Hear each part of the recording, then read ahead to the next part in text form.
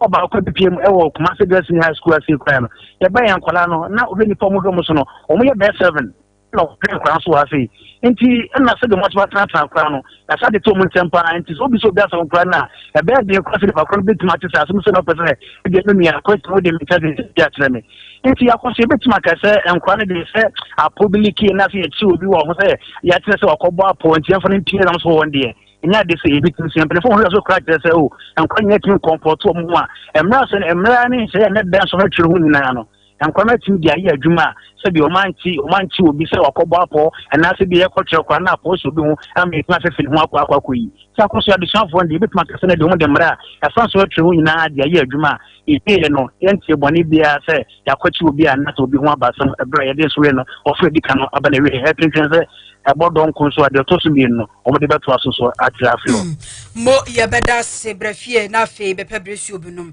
abusuafo wei wa hu se ebinsi da nokre se bia sida kra na nye ya pen so eyi wadama buawo se koroni nti amanu omanyina aye hu koroni de ayam hyehye ba beto yen so se ye twere nso hwe yemfa koro entoto enso hwetwere ho unse so hwetwere ayam hyehye wom dada na koro esan ya ayam hyehye enkwada ne feel sei wona akọ hwete sei na na krobia medasi uhwe kuro atam ya woken ye no krepa senka aka ne kura nken kontro betre enso hwesia ka mo sen kwala no wo wadamfo a woni nyina na mo sre na mo fa adwene minua ezam si adwene be ko ne du mu ne akwa kotre ana ko be bedu ha no pa nyina akopum brem no kasa meto nka dia bayi no enkwa no se de na social distance na tibi adwuma no ne nwa pa sentense ene no ya de na barriers no hu nyina kwa usuro no enti we hu ya na we atene ho na we tia even kra so mo twa so we ko dem we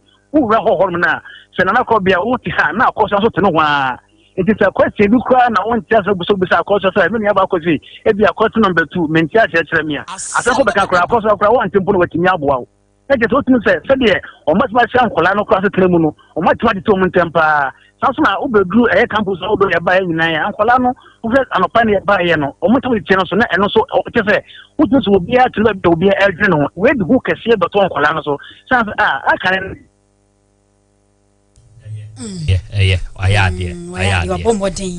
because exams hankasa na pressure dada ena koronso sa ya pressure enti ya double pressure but still ankola no muntintim ya omunyiro sese ni akoidie wanya ne se enye yi agosia say ya trust science say ya na makai masem bi o ebi to sa o me ade amanya bi da ewo mi school krom ya apobo ma nwa poda so wenwi bi kura dabi ataso ma nwi apoda paper wow obi a onimme a me ni ko school bi a be ka kire na ni ya trust science say ya sims satam ni wa assistant headmaster bi wawu yankopon fa ne kransie ye de ne friend na ya assist na ne din in charge of academics na ne din papa no the whole school won na enye na mkwatana asie na ye kotena hall na ye tro external invigilators aba eno o masan be si assistant trimodin for so no de wo mo nam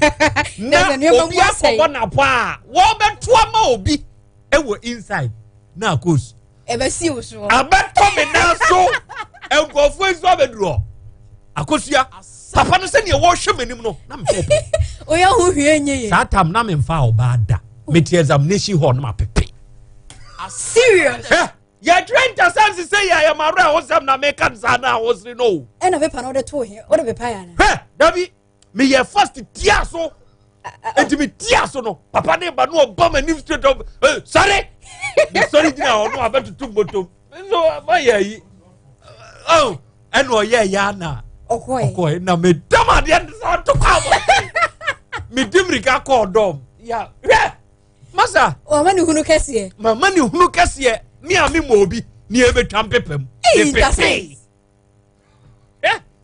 ya o ampaba na hu de onchro ondi ode ne de ape eno no abusuafo nka so anka be dey na wasi eden sembebre na baba abusuafo ya konsem fufuro mu na womafo ya wonom nsanka bo mu ko ye wo mangane mu wo mu so abamwonten so e kire se wusuafo mu sere na nado pa sabi pedua so wo mu so enipa nanso sene anioma si bi kika no nka ho akwakọ hia senka mampanyini timi yen sakraye kakra edema wonom ne nyina na akwakọ gina se efiri da mampanyini biemu se wo mu nkwankwa no nsen akwakọ esere ya bọ perere so obi ankogu nsanom bia gya nya agoro ensano sene wonmo si bi etu ogusuo no won besere pa senka ni manum ye mampanyini timi ama double track system yi ebi etumi akọ bia omonom nsa nanka bia kwa anopa womonom nsa ne wi na afoforo akọ awie bi makwanumre a anka beboa esanse baabi anioma ekeka kwa wansanom bia no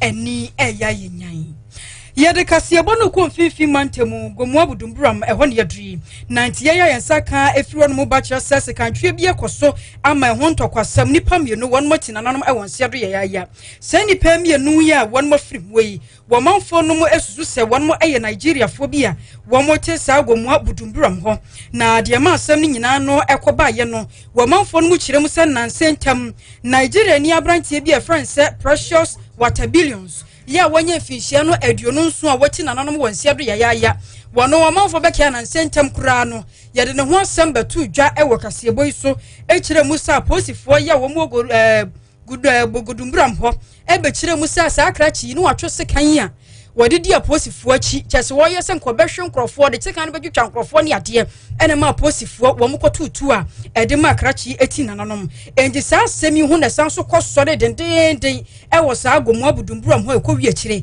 Nigeria fo mienu eti nananom wo manfo ye ho no mo kire se wo mu suro afedie ne yekeka kono wo mu sire sa bambofo mre ma wonom wo mebo ban anya sadia anhwa ne ebesanso asie wo mfimfi mantemu no ginyame nko a ena ebetumi aposifo ye wo mangia ne mu de krata aba na krata na wo mu de aba no won mu kire mu se nneyi sa wo so wo TV a akonfo ne adunsifo ne lotofo bi ba betena so a wo mu yom so wo de 2 cedi tumu a ebe ma 2 billion wo de 3 cedi ba ebe ma 5 billion chese wo mu keka ne bum sa ya wo mu de nam kwati kwan so sisi nkrofo de wo manfo no sika na ene won mu ka magana fo anyomu ntie se TV station bia ya obema ho kwan amani pebi no ma betena so se wo mu ye double money e de man krofo bia no de di nkan manager koro e bechew adwuma wura won so beka ho ame ya chew na san krofo no amama won ho kwan e ma won betena TV no so e ye double money de man krofo bu nkrofo sisi won mo no ya san so akire won mo de aka ho na ye nkan kwa akire kwa no na sentam aposifo di se adwuma ye bia won kramantemu ma stations mienu ye fra baako ABTV ena Amin TV sa station simbienu managers a won mo nyina posifo akwa kire wonom wo mu kire wo mu a na ya akonfo ne adunsifo ne lotofo a wo mu titi TV so na wo mu kire se wo mu madobo monifo kro ye nti ena am ya che wo mu kire se sa managers simbienu a won ma kire wo mu yi ena manu ye wo mu ye nkrata ade o makopie mu wo court na sakoba se won mu ahuru won mu nsam ka emrani wo mbedi sane sene fata entom de kokobɔ na ekodi ama TV stations nyina ye wo manke ne mu wo mu nyitwi nyadoa wonnia ya obema ho kwan se obi ye konfo wo edusini anambo se wonia wo ye lotto agent wo dobo money fasika bagi sika wo mbere se mmara no ene obedi sane yi bayi a wo kine bie mu firi mu fia wo de baye adesua die agusuafo ha sane de kase bɔ ne nyina esi won mo bo aye ya kwame agene boate na nakokoto wo ye na fam de bi ena fei kwadwa pia ye won bibi de won so abu abi kuruche nsem wo mu ye apa ne mo bo akire de ma ye nsemfo panyi ofa John wanchi bu asia kon eno no so semo ede ma ye medin ene akosuya ajiwa kode sebede ye sorso ne yakɔ asamba ba dabi eba na krobie what's nice in the do ye o ye dey eyi sa skadrofo ya asemo a wo ka no wan hwe ya me twedwan wan hwe ya be twedwan ate wan hwe ya me kama botesem kire ho no wan hwe ya be twedwan akosia yesi baby otonfo bebo papa ne wo hia no adenti ne ho ne hia pena ebe mu no o pe pen dia wa dia o agozu ya pene dia ya na dia okay eyemo wa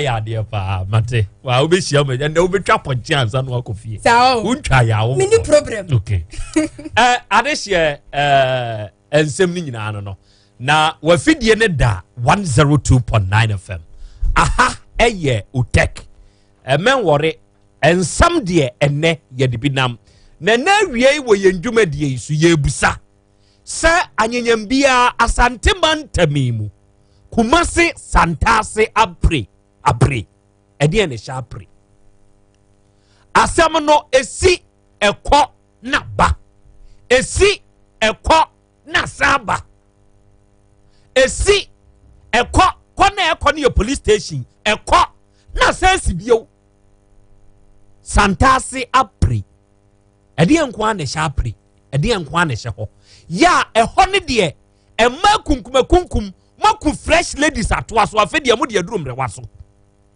afi de emma kunkum wa apre no emrewa so na aduru abrewa maku boni naked ya boni naked sabe maami abrewo ne dross ene na hwene na sabe eguso no odamugem ede na apre santasi apre ede na hye ho ene sasem we ye bedom suko na yahwe sene ensam no etie krachi bi akoto se kwabena ne eda ne yere so eyusu sabi wo fa no enye nkwada afa efa no de mu odin krachi na ntumi enkuta ne ho watwese kan wodi atwitwa oba no ene bema no na baabi e de krachi ne kolande ye enuoma krachi no akwa fam na waba no adofo ano hye ene ebedi sankomo we nyina wo 102.9 FM aha you take asembeba de bi ene dwumadi edin enkomo ene ye bedi nyina no so wa adwenkyire bi opesa wo de ba in a form of WhatsApp voice messenger eya afama yen wa asembeba de before number ne so eye 0244 211 772 tweme meba hello your friend is of Mamina na Hayford me yen century me say actress and then you ma hodo pii ekeka ho and na madwuma denti mapo me den ho hia me papa na se bad mapo me den ho dia eno ane Jefax mixture bonje Jefax mixture nti minisisi yare bia eye so flexible baby awo beto afa bia mitimi tina pabo atenten so just say Jefax mama your best mu akasa mini abema ebema wo so wa ye be mama pa senti ameji Jefax mixture tumpre ko pani say eduro no hote ye dia fa abefu nimdie kwan so eni fidie won suom e na ye ne friendship kroje ye no nti ma ye resade enu wane Jefax mixture edure wo benya bi wo drugstore eni herbal store bi e be na momitie enye ma penfo oba a o ma kwale no fo ana kwala onyanya enfie dumie Jefax mixture pa Ediaba Prekasa natural ginger drink papa no ne ediaba no we natural no sugar no preservative e boost immune system angasa ade ye ne ye Prekasa ye nim ya ye nim se ye niema pi manipadua ene ewo na aka bomo aye Prekasa natural ginger drink ena kakedro dasie enti se wo no mo a unya atinka no ankasa ye kan yin so no eye non alcoholic enyensa ebro chese onum drink nso na wo ye ho aduru eye mampani ni nkwada nyina Prekasa natural ginger drink eye Jonyan Enterprise Agro Food Processing for Sanu adwuma ena Food and Drugs Authority FDA should one stamp watim so Ubenya bi ato e opankrono main market ma bena SDN no to kusiano Mary House Asorin Kwanta Bokrom Estate Grace Adom Provision Store opposite Domano Lotto Agent Bia Ebe Moro Market Tafunshie Sukumase Documents Business Center Masi Etimetim JHS School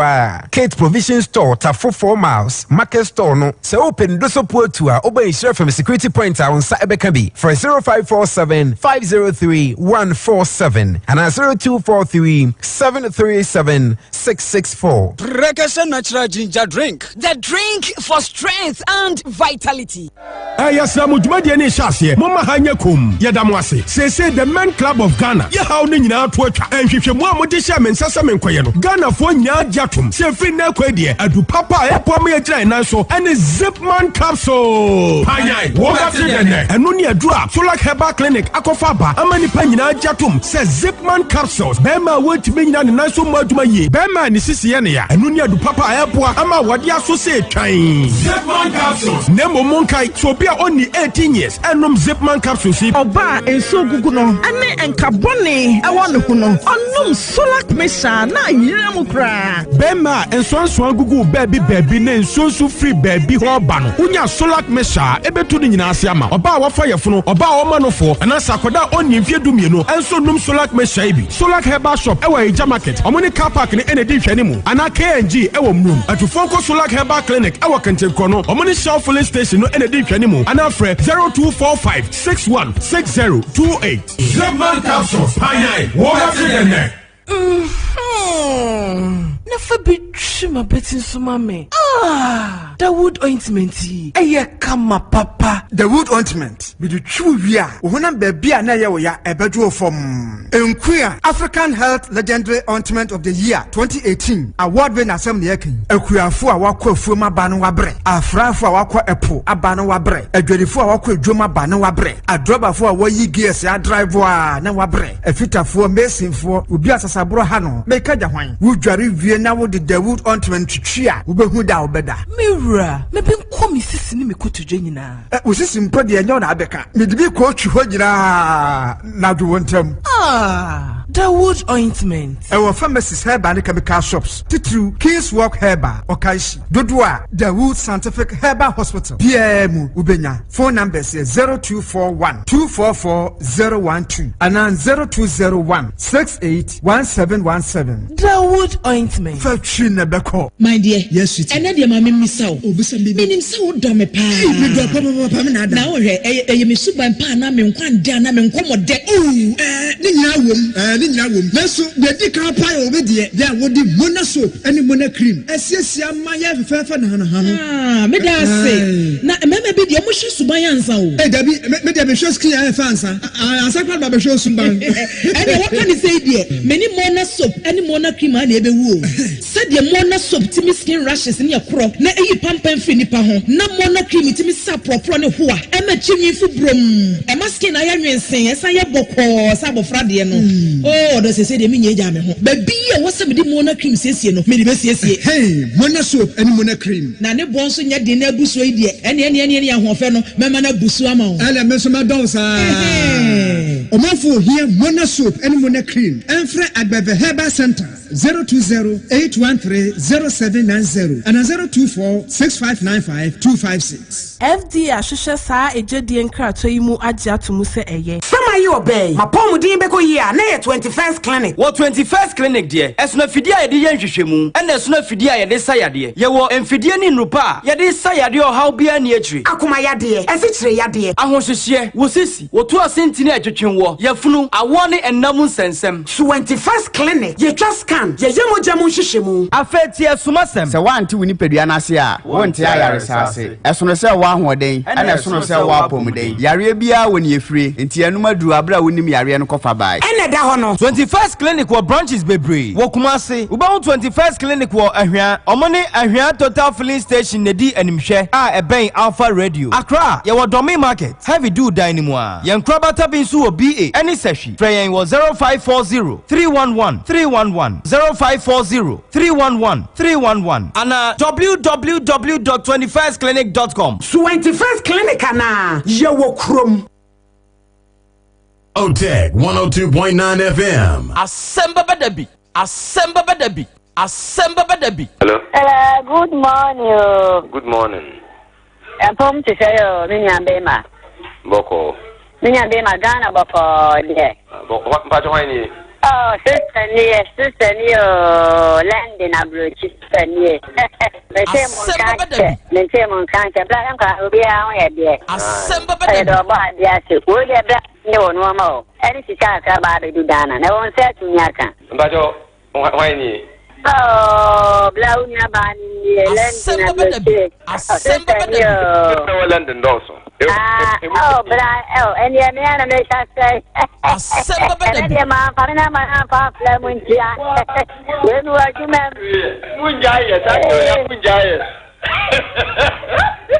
Assemble. What's that? I know, what can I say? Where are they? Send you. Assemble. Okay, 102.9 FM. Hello. Yeah, blah, day. Oh, I did blah. Go ahead, you are. Go ahead, you are. Oh, blah, thank you. Jing and my dear, my pa. Oh,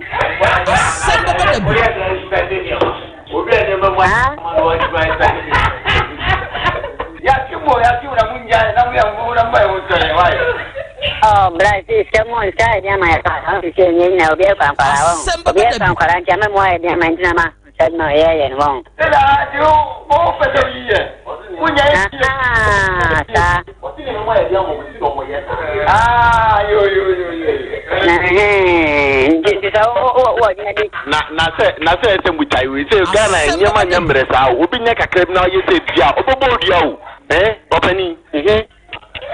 The Ghana, and one night as you will be down with your Kum rough. Oh, Ram Pancher, why? Don't find someone say, I'm you can't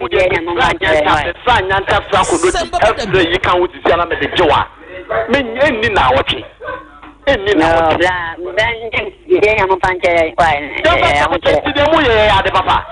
It's all friend and study Jimmy for the Anya States, Canada, Bermuda, and there's Jimmy for the Amo from Noma did you mount? And yet the Nias, what say? Baba, with Swati, with Tito Papa, Okay, 102.9 FM. Assemble by the view. Okay,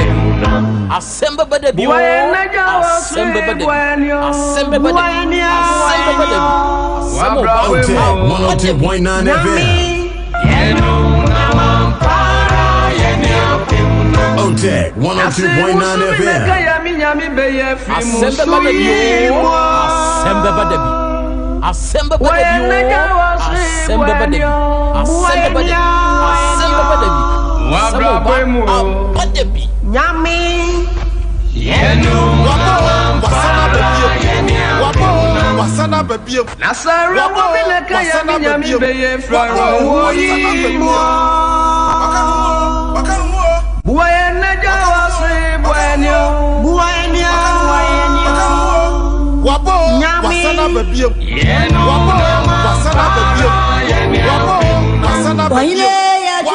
Wasana baby. I can carry ya jawo.